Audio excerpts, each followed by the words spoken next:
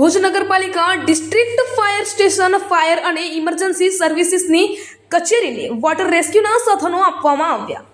એચડીપીઈ boat engine, under water search and rescue camera, life jacket, life ring, rope, floating pump, rescue craft, tower light, tent, stretcher વગેરે જેવા સાધનોનો સમાવેશ થાય છે.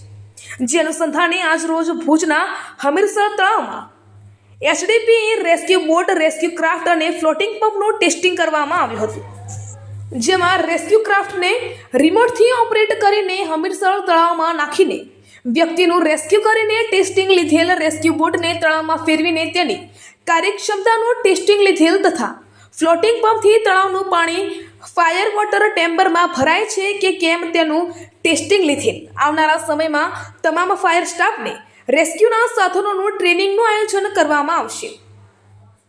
જેમાં અંડર વોટર સર્ચ અને રેસ્ક્યુ કેમેરા થકી કઈ રીતે ડૂબેલા વ્યક્તિને શોધીને બહાર કાઢી શકાય તેના વિશે પણ ફાયર સ્ટાફને માહિતગાર કરવામાં આવશે. રિપોર્ટર જાક્ષી ગુજરાત ન્યૂઝની સાથે રમેશગીરી ગોસ્વામી, બનાસકાંઠા જિલ્લા બ્યુરો ચીફ.